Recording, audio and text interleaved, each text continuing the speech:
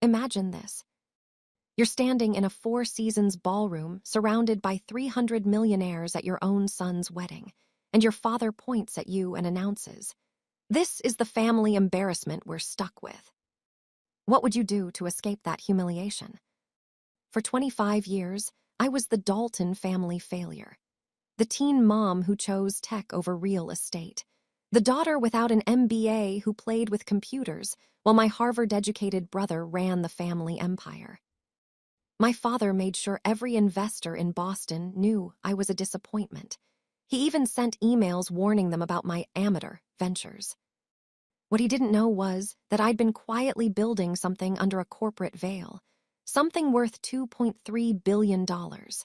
And his biggest business partner was about to recognize me as the mysterious buyer who'd been shaking up Silicon Valley. I'm Wendy Dalton, 42 years old, and this is the story of how my father's public humiliation became his $500 million mistake. If you're watching this, please subscribe and let me know where you're watching from. My name is Wendy Dalton, and this is the story of how my father's cruelest moment became his most expensive mistake. The Dalton family built their real estate empire over 3 generations, accumulating a portfolio worth roughly $500 million by the time I was born. My father, Robert Dalton, never let anyone forget it. Every introduction started the same way. Robert Dalton of the Dalton Properties Empire. He had 2 children, but only one heir, at least in his mind. My younger brother Marcus came into the world with advantages I never had. While I was working 3 jobs to pay for community college as a single mother at 18, Marcus was being groomed at Phillips Exeter. When I was debugging code at 3:00 a.m. for my startup, he was networking at the Harvard Club. His MBA from Harvard Business School hung in our father's office before it ever graced Marcus's own wall. Marcus is the future of the Dalton Empire, my father would tell anyone who'd listen at those endless charity galas and country club dinners. He understands what it takes to maintain a legacy. And me, I was the cautionary tale. "My daughter Wendy, she's in computers," he'd say with a dismissive wave, as if I'd joined a cult rather than founded a tech company. The unspoken rest of that sentence hung in the air. The one who got pregnant in high school, the one without the Ivy League pedigree, the one who chose some internet thing over real estate. Marcus drove a Bentley Continental GT, a graduation gift from father. I drove a Tesla Model 3 that I'd paid for myself. At family events, he sat at our father's right hand. I sat wherever there was room. My little startup had 200 employees, but you'd never know it from the way my family talked about it. 3 months before the wedding that would change everything, my son James graduated from Johns Hopkins Medical School, 4th in his class. He'd done it without a penny from his grandfather, though you wouldn't know that from the announcement my father sent to his business associates. "The Dalton family is proud to announce that James Dalton, grandson of Robert Dalton, has graduated from Johns Hopkins," the email read. No mention of the single mother who'd worked 18-hour days to pay for his education. When James decided to get married right after graduation, I wrote a check for $327,000 to cover the entire wedding. Every orchid in the Four Seasons ballroom, every bottle of Dom Perignon, every handcrafted invitation, I paid for it all. But the invitation that went out to 300 of Boston's elite read, "Robert Dalton cordially invites you to celebrate the marriage of his grandson." 2 weeks before the wedding, my assistant forwarded me an email. Someone in my father's circle had blind copied her on a message he'd sent to the extended family. "Despite Wendy's situation, we're managing to put together something respectable for James," he'd written. "I've made sure the right people will attend." My situation, as if being a self-made CEO was some kind of disability. I saved that email in a folder labeled legal. I'd been saving things in that folder for years, never quite sure why. Call it instinct. The morning of the wedding, I stood in my closet looking at 2 dresses. The Oscar de la Renta Haute Couture I'd bought for the occasion, and a simple Dior dress from 3 seasons ago. I chose the Dior. Let them underestimate me one more time. 3 months earlier, the financial press had gone into overdrive. A mysterious buyer operating through a Delaware C corporation called Nexus Holdings had acquired 6 companies in rapid succession. Total value, $2.3 billion, all cash deals. The Wall Street Journal called it the phantom buyer. Forbes ran a piece titled, "Who's Behind the Silicon Valley Shopping Spree?" TechCrunch speculated about Chinese investors, Saudi wealth funds, even secret Apple acquisitions. They were all wrong. I sat in my office watching the speculation on CNBC, while Sarah Chen, managing partner at Chen Williams and Associates, organized the paperwork for our next acquisition. "You should go public with this, Wendy," Sarah said, not for the first time. "The board is ready to announce you as CEO. This secrecy isn't necessary anymore." "Not yet," I told her, eyes on the screen where analysts debated Nexus's next move. "The timing isn't right." "When will it be?" I thought about the email in my legal folder, about 25 years of being introduced as an embarrassment, about my son getting married in a few months. "I'll know it when I see it." What the press didn't know, what almost no one knew, was that one of those 6 companies was TechSource International, the primary supplier for Dalton Properties' smart home division. My brother Marcus's entire modernization initiative depended on them. I hadn't targeted him. That would be petty. I'd simply bought an undervalued company that happened to control 73% of his supply chain. The fact that it gave me leverage over the family business that had excluded me. Let's call that serendipity. Sarah locked the SEC filings in her briefcase. "These go public whenever you say the word." Soon, I thought, very soon. The Four Seasons ballroom could hold 500 guests. We had 300, which meant everyone could see everyone else, exactly the kind of intimate grandeur my father preferred.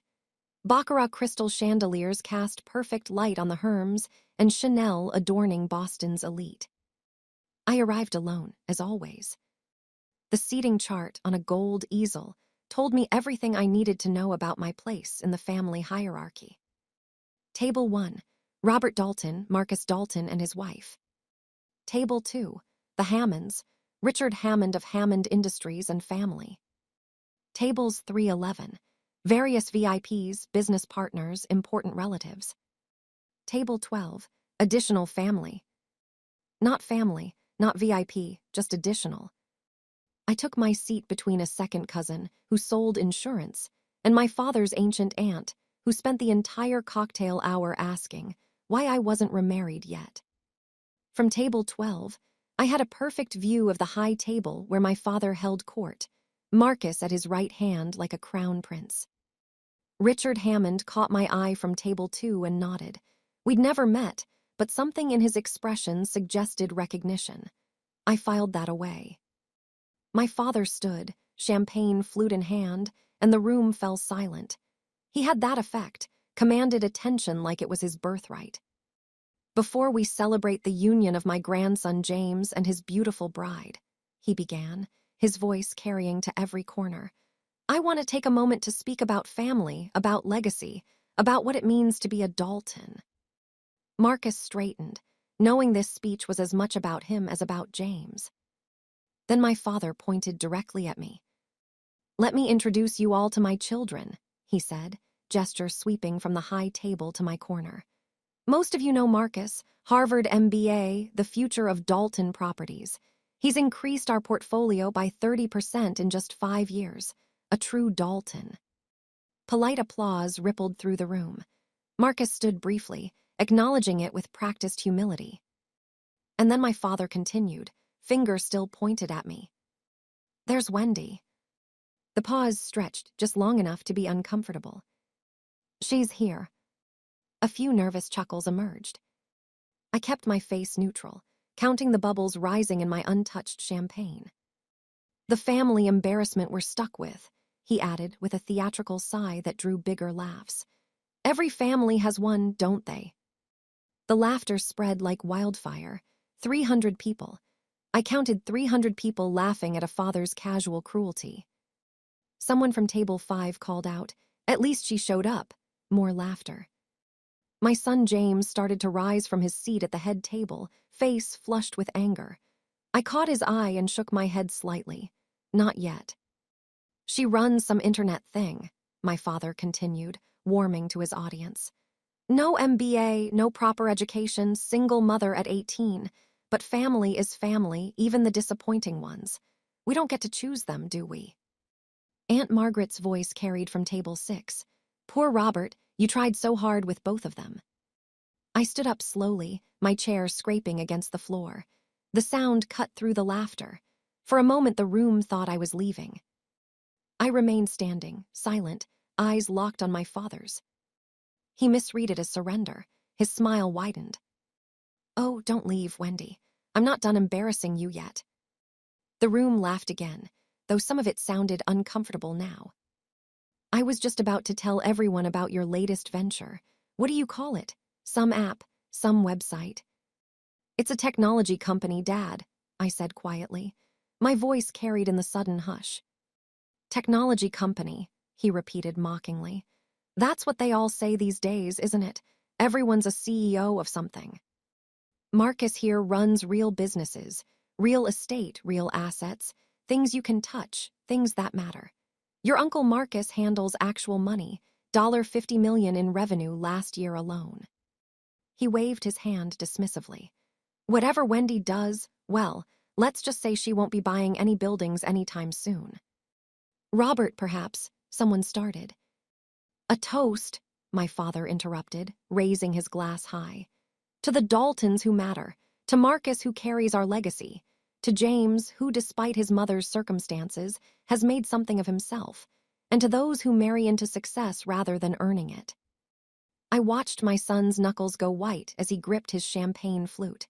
His new wife whispered something, probably trying to calm him. Sit down, Wendy, my father commanded. You're making a scene. I remained standing. Am I?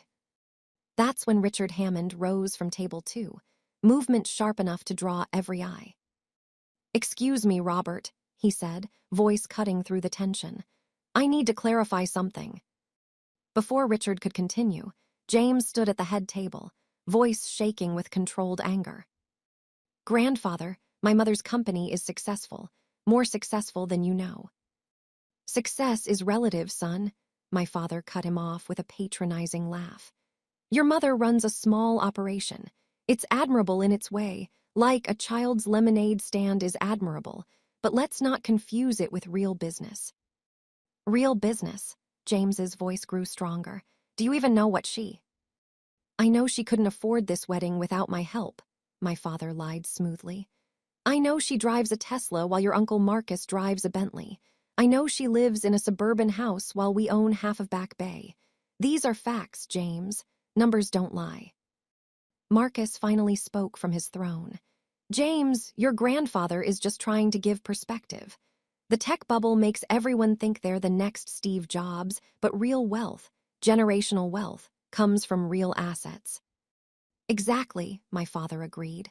Your Uncle Marcus understands. He manages a real empire. Your mother manages what? A website, some engineers, and hoodies. The room had gone completely silent, except for the soft clink of crystal, as someone nervously set down their glass. My son's face had gone from red to pale. You don't know anything about her company. I know enough, my father said with finality. Now sit down, both of you. This is a wedding, not a shareholders' meeting. But Richard Hammond remained standing, now pulling out his phone. Actually, Robert, he said, voice carrying clearly across the ballroom, I think this is exactly the right time for a shareholders' meeting. If you've ever been the black sheep in your family, the one who didn't follow the traditional path, I want you to know your worth isn't determined by their approval.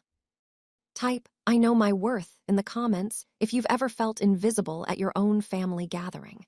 And please share this story with someone who needs to hear it today. Richard Hammond held his phone up, the Bloomberg app clearly visible. I need to ask, he said, looking directly at me. Are you Wendy Dalton, the Wendy Dalton? My father laughed, but it sounded forced now. Richard, what are you talking about? I'm talking about Nexus Holdings, Richard said, voice gaining volume. The phantom buyer, the one who's been acquiring companies left and right, including mine as of last week. Murmurs rippled through the room. Several people pulled out their phones. You're confused, my father said, confidence wavering. My daughter doesn't even know what Nexus Holdings is.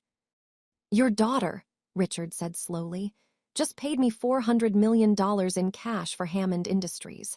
The contracts were signed 5 days ago. The murmurs turned to gasps. That's impossible, Marcus stood, face flushed. That's absolutely impossible.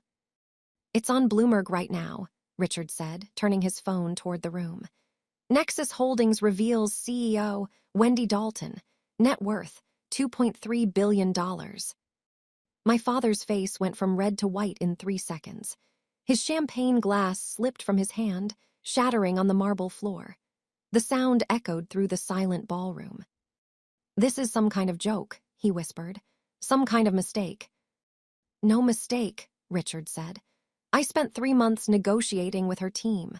The woman you just called an embarrassment now owns 6 major companies, including mine. And if I'm not mistaken, he looked at Marcus, including your primary supplier. 300 pairs of eyes turned to me. I remained standing, silent, watching my father's world begin to crack. She just bought my company last week, Richard repeated for those in the back. $400 million, all cash, one of 6 acquisitions in the last 3 months. The ballroom erupted. Everyone was on their phones, searching, confirming, gasping. It's true, someone called from table 7. Forbes has it, Business Insider has it, it's everywhere. Nexus Holdings is the phantom buyer everyone's been talking about, another voice added. The one nobody could identify. My father gripped the edge of the table, knuckles white. There must be another Wendy Dalton. This is impossible. My daughter couldn't afford this wedding without my help.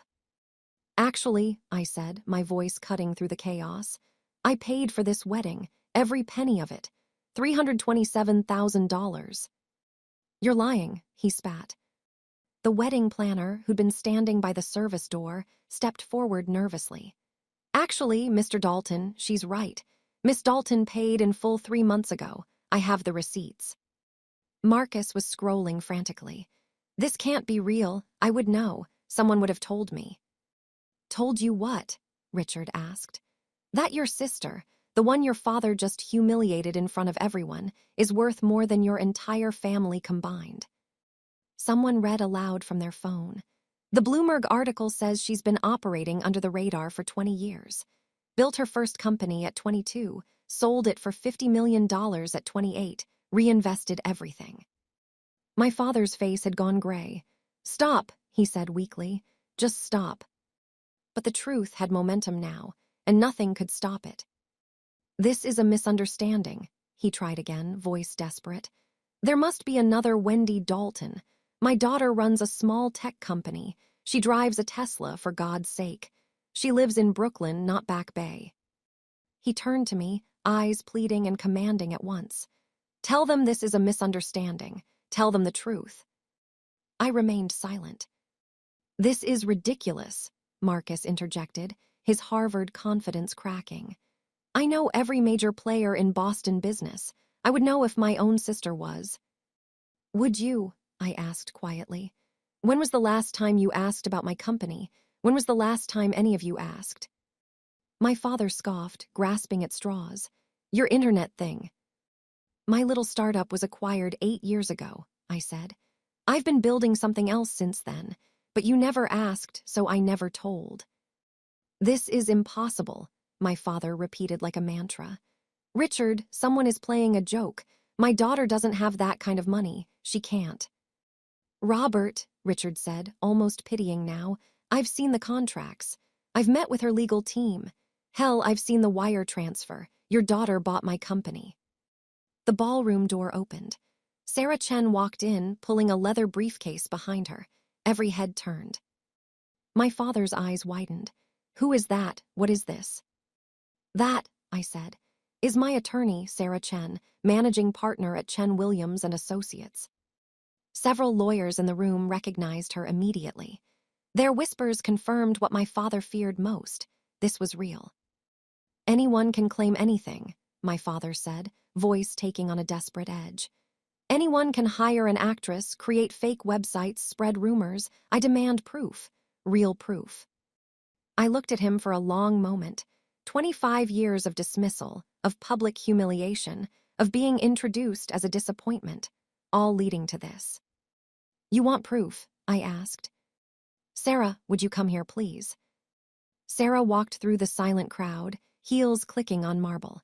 She set her briefcase on table 12, the overflow table, the afterthought table, and opened it with deliberate precision. My father actually laughed, though it sounded hollow. What is this? Some kind of performance? Did you hire an actress to play a lawyer? Pathetic, Wendy. This is pathetic. Ms. Chen isn't an actress, a voice said from table 4. She represented my company in a merger last year. She's also on the board of the Boston Bar Association, another added. Sarah pulled out a folder marked SEC filings, confidential until released. Mr. Dalton, Sarah said, voice professionally neutral. I represent Nexus Holdings and its CEO, Ms. Wendy Dalton. These are the official SEC filings made public as of yesterday at 4:00 p.m. Eastern Standard Time. She laid the documents on the table. Several people moved closer. These can be verified by anyone with access to the SEC database, Sarah continued. The acquisitions of Hammond Industries, TechSource International, Meridian Software, Apex Solutions, ClearPath Systems, and Innovate Partners. Total value, $2.3 billion. My father stared at the papers like they might bite him. Forged. They have to be forged. The SEC doesn't file forgeries, Mr. Dalton, Sarah said simply. 3 executives from different companies surrounded the documents. One, the CEO of a Boston financial firm, put on reading glasses and examined them carefully. These are legitimate, he announced. I know this filing format. These are real SEC documents. Another was on the phone. I have my assistant checking the SEC database right now. A pause. It's confirmed. Nexus Holdings CEO, Wendy Dalton. It's all there. The signatures, notary seals, filing numbers. Everything is authentic. Robert, the first executive said, your daughter really is the phantom buyer. My father stumbled backward, catching himself on Marcus's chair. But she never said anything, Marcus protested weakly. Why wouldn't she tell us? Tell you? I asked. When? During the family dinners I wasn't invited to. During the business meetings where I was told I wouldn't understand real business.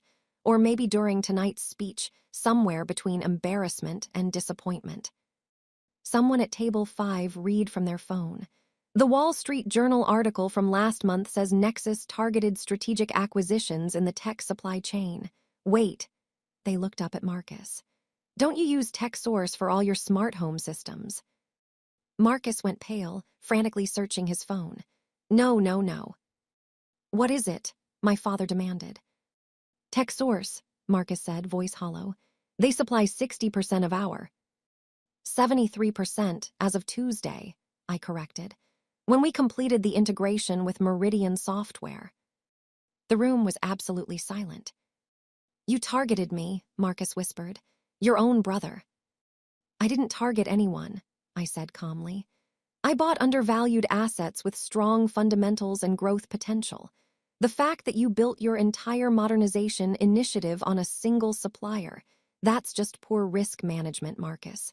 They taught you about diversification at Harvard, didn't they? Someone at table 8 pulled up more information. Jesus Christ, TechSource's new parent company controls the entire Eastern Seaboard supply chain for smart home technology. Which means, another voice added, doing the math, she effectively controls whether Dalton Properties can complete its $200 million smart building project. Marcus typed furiously. This can't be legal. This is corporate sabotage. This is business, I interrupted. The same kind of business Dad's been conducting for 40 years. Leverage, positioning, strategic advantage. Isn't that right, Dad? My father hadn't moved. He stood frozen, staring at me like he'd never seen me before. "You planned this," he said finally. "I've been building a business," I corrected, "for 20 years. While you were telling everyone I was playing with computers, while you were introducing Marcus as the future and me as the failure, I was building." "Our contracts with TechSource run for another 2 years," Marcus said suddenly. "They do," I agreed. "And Nexus will honor them. We're not in the business of breaking contracts. Of course, when they come up for renewal," I shrugged. The implications hung in the air. Without TechSource, Dalton Properties would lose its competitive edge. The $200 million project would fail. The company would lose hundreds of millions, all because my father had put all his eggs in one basket, and I now own the basket. Sarah reached into her briefcase again and pulled out another folder marked Correspondence. "Miss Dalton," she said formally, "should I proceed with the additional documentation?" I nodded. "2 months ago," Sarah announced to the room, "Mr. Robert Dalton sent emails to 47 investors and business associates in the greater Boston area." My father's face went white. "What are you talking about?" Sarah pulled out a printed email and began to read. "Dear colleagues, I feel it is my duty to warn you that my daughter Wendy Dalton may approach you with investment opportunities. Despite sharing the Dalton name, she lacks basic business education and has no formal MBA training. I apologize in advance for any amateur ventures she may present to you. Please direct any serious investment inquiries to my son Marcus, who has the proper credentials and understanding of real business." The room gasped collectively. "You sent this?" someone asked my father, incredulous. Sarah continued. "This email was forwarded to Nexus Holdings' board of directors by 3 separate recipients who found it troubling. Every investor in Silicon Valley got that email," I said quietly, "including the 12 who sit on my board." "You tried to sabotage your own daughter." Richard Hammond sounded disgusted. My father's mouth opened and closed, but no words came out. "There's more," Sarah said, pulling out another paper. "This one was sent last week, 3 days before the wedding. Quote, keep Wendy away from the important guests. She'll embarrass us with her presence. Make sure she's seated where she can't bother the real business people." "That email went to 47 people," I said, "all of whom are in this room right now." The silence was deafening. "When my board saw that email," I continued, "they found it illuminating. They asked me if this was typical behavior from my father. I told them it was." Sarah pulled out another document. "The board of Nexus Holdings conducted a review of Robert Dalton's business practices following receipt of these emails. Their findings were interesting." "What review?" my father demanded. "You had no right." "Public records, Mr. Dalton," Sarah interrupted. "Court filings, business registrations, complaint records, all public. The pattern they found was concerning. 17 former business partners who reported similar tactics. Family members cut out of deals. A brother who moved to London after you, quote, destroyed his reputation in Boston." Aunt Alina, my father's sister, stood up at table 6. "That's why Thomas left. You told us he was unstable." "The board's conclusion," Sarah continued, reading from the document, "was that Robert Dalton represents a reputational risk to any organization he's involved with. They recommended accelerating certain acquisitions to minimize exposure." "You mean," someone said slowly, "they bought those companies specifically because a full investigation showed that Robert Dalton's business empire was built on manipulation and family betrayal," Sarah finished. The board felt that anyone who would sabotage his own daughter's career would have no qualms about betraying business partners. "That's slander," Marcus shouted. "Marcus, it's documented fact," Sarah replied calmly.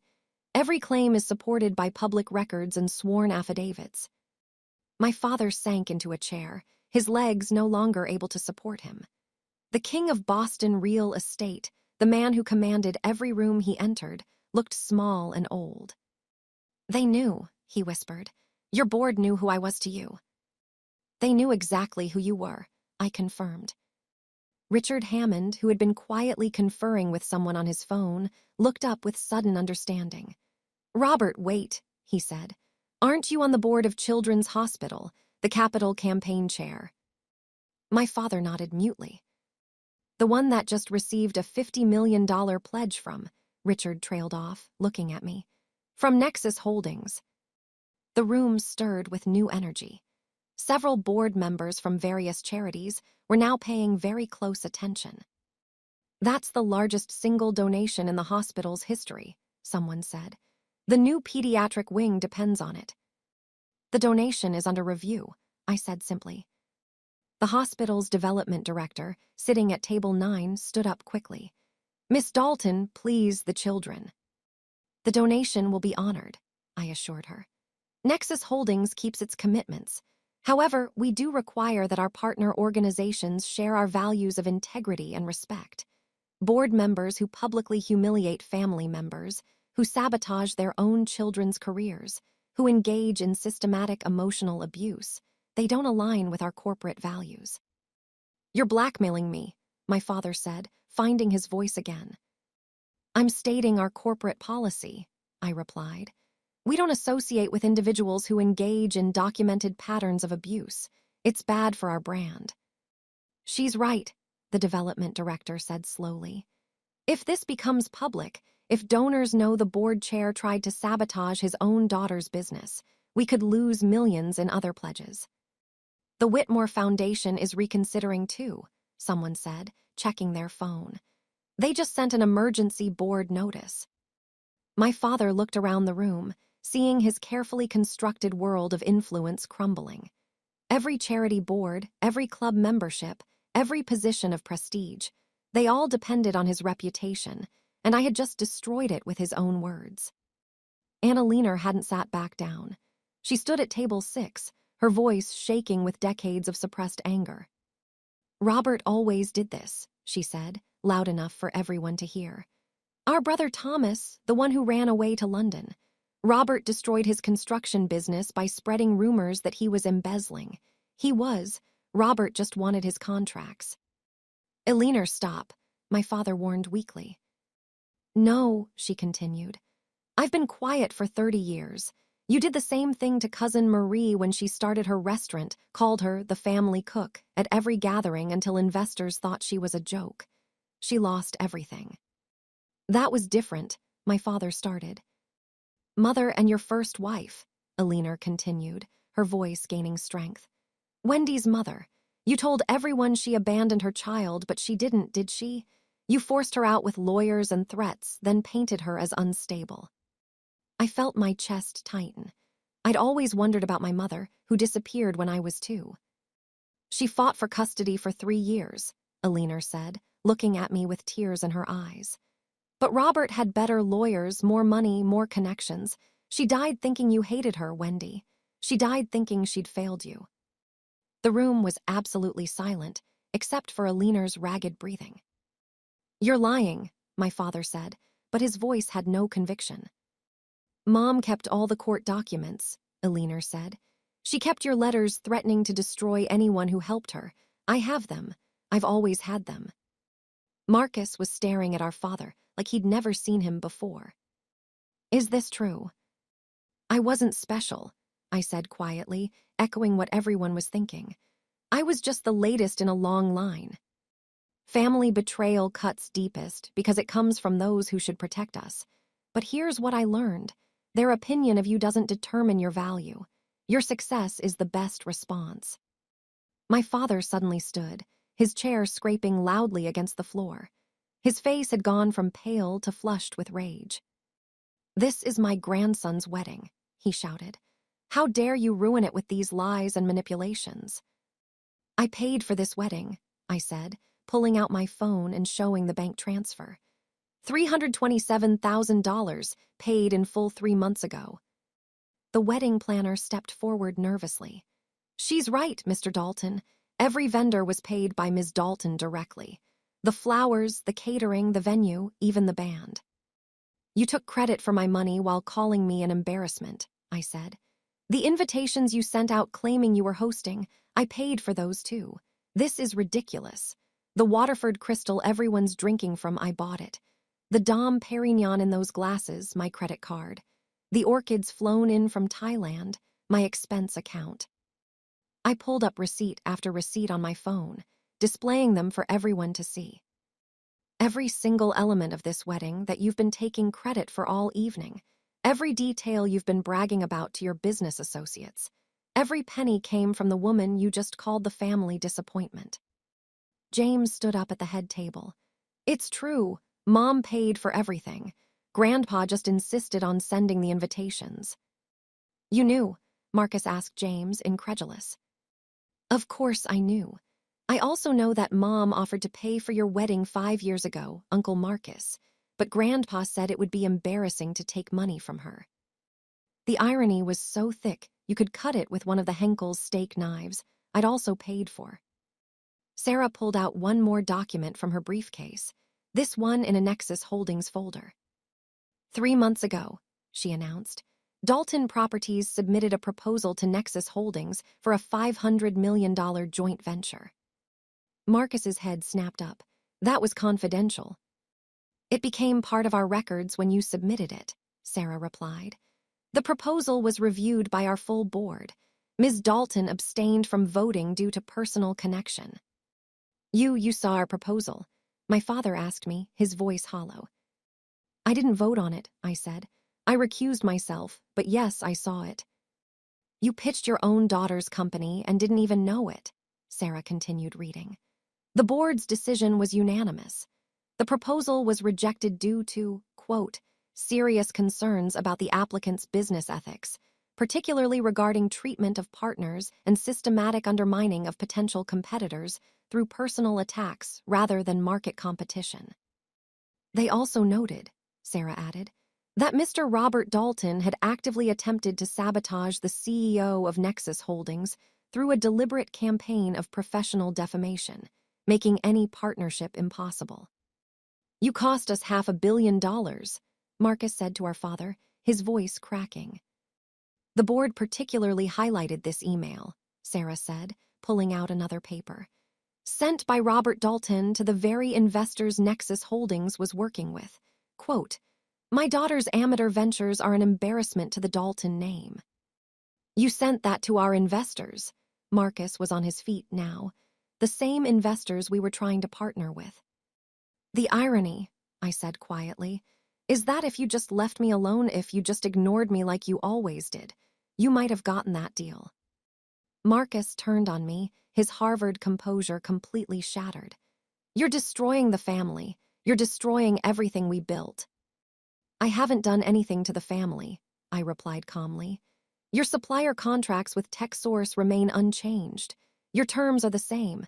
Your prices are locked in for 2 more years. But unless, I continued, you do what Father did, publicly humiliate me, try to sabotage my business, send emails to investors calling me an embarrassment, then it's not personal anymore. Then it's just business. Marcus's wife, who had been silent all evening, suddenly spoke up. Marcus, stop. Can't you see what's happening here? Your father created this situation. Lauren, you don't understand.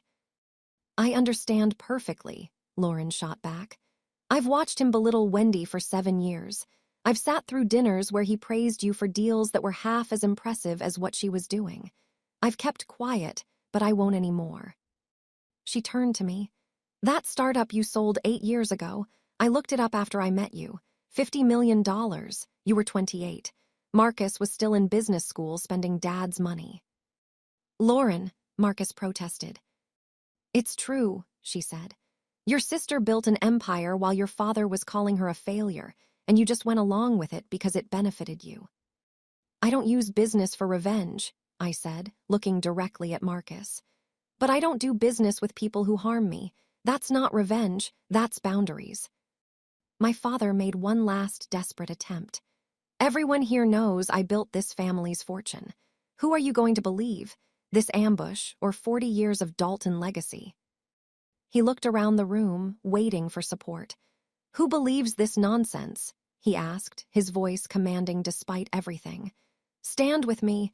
Show her that money can't buy respect. For a moment, nobody moved. 300 guests sat frozen, looking between my father and me. Then Richard Hammond stood up. I believe it because I signed the contracts, because I did due diligence on Nexus Holdings, because I know exactly who bought my company.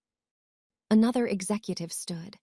I believe it because my firm has been trying to identify the phantom buyer for months. We had her on our radar as a possibility but dismissed it, because her own father was telling everyone she was incompetent. One by one, people began standing, not in support of my father but turning toward me. We've all dealt with Nexus, someone said. They're brilliant, strategic, ethical, everything Robert claims to be but is. The development director from Children's Hospital stood. Miss Dalton's donations saved our expansion. She asked for nothing in return except that we maintain high ethical standards. Even some of the family members began shifting. Uncle William, my father's own brother, stood up. I'm tired of pretending, Robert. You've been a bully our whole lives. You bullied Thomas out of the country. You bullied Marie out of business. Now you tried to bully Wendy, but she was too strong. She was too smart, Aunt Alina corrected. She let you think she was weak while she built something you could never touch. By the end, more than 200 people were standing, facing me rather than my father. The king had lost his court. Marcus remained seated, looking between our father and the standing crowd, paralyzed by indecision. Your father just lost the room, Richard said quietly. In business, that's everything. Sarah reached into her briefcase one last time. There's one more document, she said. An email sent yesterday at 4:47 p.m. from Robert Dalton to 47 recipients, all of whom are in this room. My father's face went gray. No, Sarah read. Keep Wendy away from the important guests at the wedding. She'll embarrass us with her presence. Seat her as far from the main table as possible. If she tries to approach any investors or business partners, intervene immediately. We can't afford to have her amateur hour damage the Dalton reputation. She looked up. This was sent 18 hours ago, after the Forbes announcement had already gone live, after the SEC filings were public. After anyone with Google could have known that Wendy Dalton was worth $2.3 billion. You still tried to humiliate her, someone said from the crowd, even after you knew. I didn't know, my father protested. Because you never bothered to Google your own daughter, I said. 20 years of success, and you never once typed my name into a search engine. That's how little you thought of me. The timestamp shows you sent this email after 3 people had already texted you about the Forbes article, Sarah added, checking her phone. You knew, you just couldn't accept it. The wedding photographer, who had been discreetly documenting everything, spoke up. I have photos of the seating chart. Miss Dalton was deliberately placed at the overflow table, despite paying for the entire event. You planned my humiliation, I said simply. You just didn't plan for my success. The room was silent, except for the sound of notifications as people's phones buzzed with news alerts.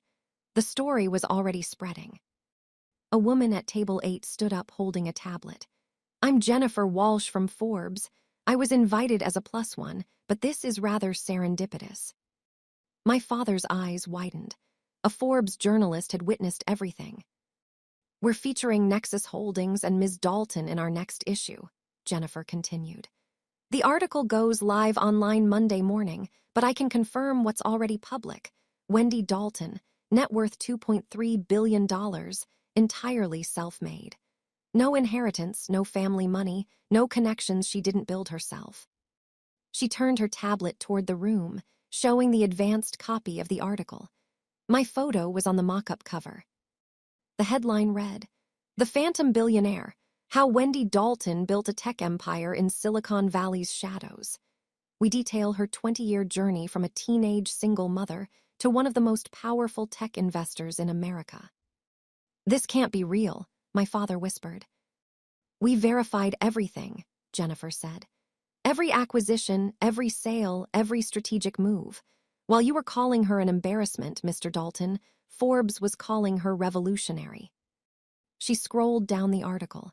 We have a particularly interesting section about how she succeeded despite active sabotage from her family. We didn't name names in the article, but, she looked around the room, I think we might need to update it. You can't print that, Marcus said desperately. I can print facts, Jennifer replied. And the fact is, your sister built a billion-dollar empire while her own father was sending emails to destroy her reputation. That's not gossip, that's news.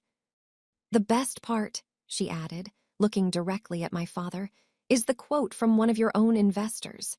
We always wondered why Robert Dalton was so intent on keeping us away from his daughter. Now we know she was the real talent in the family. The development director from Children's Hospital approached me, wringing her hands nervously. Ms. Dalton, please, she said loud enough for everyone to hear. Whatever happens between you and your father, please don't punish the children. That $50 million, it's for a new pediatric cancer wing. I stood up from table 12, for the first time since the revelation began. The funding stands, I said clearly. Every penny. Nexus Holdings doesn't punish children for adult cruelty. Relief washed over her face. Thank you. However, I continued, we do have requirements for our partner organizations. Board members must meet certain ethical standards. We cannot have our company associated with individuals who engage in documented patterns of emotional abuse, professional sabotage, or systematic harassment. I looked directly at my father. Robert Dalton must resign from the hospital board effective immediately. You can't demand that, he protested. I'm not demanding anything, I replied. I'm stating the terms under which the donation proceeds. The hospital can choose $50 million for sick children, or keeping a board member who publicly humiliates his own family. The hospital board chair, who was also present, stood up. Robert, I'm sorry, but the choice is clear. We need that funding. This is extortion. This is consequences, I corrected. You've spent decades using your board positions to hurt people. That ends now. She's right, another board member said. Robert, we've overlooked a lot over the years because of your donations, but $50 million, and now knowing what you've done, we can't keep you. The museum board is going to have the same conversation, someone added. So is the symphony. One by one, my father's prestigious positions evaporated. The currency of social capital he'd hoarded for decades was suddenly worthless. Sarah handed my father a thick envelope. Mr. Dalton, this is formal notice from Nexus Holdings. He took it with shaking hands. Effective Monday morning, Sarah announced. Nexus Holdings and all its subsidiaries are terminating any existing partnerships with Dalton Properties. This includes preferred vendor status, joint development agreements, and all pending proposals. That's $500 million in annual revenue, Marcus said, his face white. It's actually closer to $523 million when you factor in the secondary contracts, I corrected. I know because I reviewed every single one. You'll destroy us, my father said. No, I replied. You destroyed yourselves, I'm just no longer enabling it. Other business leaders in the room were already making calculations. If Nexus was pulling out, they'd reconsider too. Association with Dalton Properties was becoming toxic. Hammond Industries will be reviewing our contracts as well, Richard announced. We can't partner with companies that treat family members as competitors to be destroyed. Same for Meridian Tech, another CEO added. Boston Financial Group is out too, came another voice. Within minutes, Dalton Properties had lost not just Nexus's business, but the confidence of half of Boston's business community. The empire my father had spent 40 years building was crumbling in real time. This is because of one email, my father asked desperately. This is because of hundreds of emails, I said. Years of sabotage, decades of cruelty. The emails were just evidence of who you really are. Marcus was frantically typing on his phone, probably trying to calculate if the company could survive losing half its revenue. The contracts give you 90 days to transition, Sarah added. That's more generous than required. Miss Dalton insisted on it, despite my recommendation for immediate termination. James stood up at the head table and took the microphone from the band leader. The room fell silent. "I want everyone here to know something," he said, his voice strong and clear. "My mother built everything she has from nothing. She was 18 years old, pregnant with me, abandoned by my father, and dismissed by her own family." He looked directly at my father. "While my grandfather inherited his business from his father, my mother created hers with her own hands. While he was given every advantage, she fought for every opportunity." "James, sit down," my father commanded weakly. "No," James said. "I've been quiet my whole life while you insulted her at every family gathering. While you gave Uncle Marcus credit for deals worth millions and dismissed Mom's billion-dollar empire as playing with computers." He turned to the room. "You want to know the truth? My mother offered to pay for my Harvard education all 4 years. My grandfather insisted on paying because he said it would be embarrassing to take money from her. Then he told everyone he was supporting us. I have the emails, grandfather. Mom saved them all. Every cruel word, every dismissal, every time you told someone she was a disappointment. She saved them not for revenge, but because she wanted me to understand that other people's opinions don't define our worth." James's voice grew stronger. "I'm proud to be Wendy Dalton's son.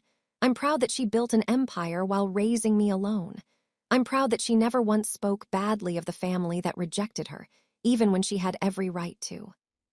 He looked at me, tears in his eyes. "Mom, you're not the family embarrassment. You're the family hero, and everyone here knows it." My father left the wedding before the cake was cut. He walked out in silence, his empire in ruins, his reputation destroyed, his carefully maintained facade shattered. Marcus followed him, but not before approaching me. "The supplier contracts," he said quietly. "Will you really honor them?" "Submit a proposal like everyone else," I replied. "Nexus evaluates all vendors on merit." "We'll never get approved now." "Then maybe you should have thought of that before letting Dad send those emails about me." Within an hour, I went from the overflow table to the center of the room. Business cards appeared in my hand faster than I could pocket them. 3 separate companies approached me about acquisitions before the band played their second set. "Miss Dalton," one CEO said, "we've been trying to get a meeting with Nexus for months." "Send the proposal to my office," I said, handing him Sarah's card. "We review everything." The wedding continued without my father and Marcus. If anything, the atmosphere improved. The shadow that had hung over every family event for decades was finally gone. Lauren, Marcus's wife, approached me near the end of the evening. "I'm filing for divorce," she said quietly. "I've watched him turn into your father for 7 years. I won't wait for him to do to our children what Robert did to you." "I'm sorry," I said, meaning it. "Don't be. You showed me what's possible when you refused to accept less than you deserve." By the time the last dance played, I had received 17 LinkedIn requests, 12 acquisition proposals, and 6 board position offers. In 3 hours, I went from embarrassment to the most wanted business card in Boston. The Boston Globe ran the story 3 days later. "Family feud costs Dalton patriarch $500 M and board positions." The Wall Street Journal followed with, "How sabotaging your daughter can destroy your empire." Within a week, my father had lost 6 board positions, $500 million in annual contracts, 60% of his investors, his membership at 3 exclusive clubs, any credibility in Boston's business community. Marcus's company struggled immediately. Without preferential treatment from suppliers, without the halo effect of our father's reputation, Dalton Properties revealed itself for what it was, an average company that had been coasting on inherited advantages. Their stock price dropped 40% in 5 days. Meanwhile, my phone didn't stop ringing. Every family embarrassment in America seemed to have found my story. I received thousands of messages from people who'd been dismissed, belittled, and sabotaged by their own families. "You gave me hope," one message read. "I'm 35 and my parents still introduce me as their mistake because I became a teacher instead of a doctor. Your story reminds me that their opinion doesn't define my worth." Another, I built a successful restaurant chain while my family told everyone I was playing cook. Last week, I bought the country club that rejected me. Thank you for showing me it's okay to succeed without their approval. The Forbes article, updated with details from the wedding, became their most shared story of the year. The headline had changed to, "The $2.3 billion revenge that wasn't. How Wendy Dalton's success exposed a family's toxic legacy." But my favorite response came from a name I hadn't seen in 30 years, Thomas Dalton, my uncle in London. "Well done, niece." Someone finally stood up to him. 2 weeks after the wedding, a letter arrived at my office in my father's handwriting, still commanding even when asking for mercy. "Wendy, we need to talk. Despite recent misunderstandings, we're still family. I'm willing to put this behind us if you are. Family should stick together, especially in difficult times. Let's meet and discuss how to move forward. Dad." No apology, no acknowledgement of harm, just misunderstandings and a request to forget everything. Sarah read it over my shoulder. "He's lost everything. This is desperation." "This is manipulation," I corrected. "Same playbook, different day." I dictated my response. "Robert, my door is open when you're ready to apologize publicly as you humiliated me. When you're ready to acknowledge in front of the same 300 people who heard you call me an embarrassment that you were wrong. When you're ready to admit that you sabotaged my career, lied about my mother, and tried to destroy my business. Until then, we have nothing to discuss. And it's Miss Dalton. You lost the right to call yourself my father when you chose cruelty over kindness." "Wendy Dalton, CEO, Nexus Holdings." Sarah sent it via certified mail. Signature required. The response came 2 days later through Marcus. "Dad says you're being unreasonable. He's willing to acknowledge there were mistakes on both sides." "Both sides?" I asked. What was my side, building a business, succeeding despite him? "He's lost everything, Wendy. He lost what he built on cruelty. I won't apologize for revealing the truth." Marcus hung up. We haven't spoken since. My boundaries were clear. Accountability or absence. I'd accept nothing in between. 6 months have passed since that wedding. My father's empire is a shadow of what it was. Marcus's company filed for restructuring. The family that once ruled Boston's social scene has become a cautionary tale told in business schools. But here's what I learned. Success isn't revenge. I didn't build Nexus Holdings to prove them wrong. I built it because I could, because I had ideas worth pursuing and the determination to pursue them. Their opinion became irrelevant somewhere around my third acquisition. The best boundary isn't a wall, it's indifference. When you truly know your worth, you don't need anyone else to confirm it. Not your father, not your family, not the people who should have loved you but chose judgment instead. I still drive my Tesla Model 3 even though I could buy 100 Bentleys. I still live in my house in Brooklyn even though I could buy my father's entire Back Bay block. These things don't define me. They never did. What defines me is that I got up every morning for 20 years and built something real. While they were talking about legacy, I was creating one. While they were protecting their inheritance, I was earning my fortune. My son James is now a doctor at Children's Hospital, the one with the new pediatric wing that Nexus funded. He introduces himself as Dr. James Dalton, Wendy Dalton's son. That's his choice, and it means everything. The Dalton family embarrassment turned out to be the only Dalton worth remembering. When you know your worth, you don't need anyone else to confirm it. That's not arrogance. That's peace. And peace, I've learned, is the ultimate success. Thank you for listening to my story. If you've ever been the family disappointment, the one who didn't fit the mold, remember, your path doesn't need their validation. Success is the best response, but peace is the ultimate victory. Please subscribe if this resonated with you. Share it with someone who needs to hear it. And remember, you define your worth, no one else.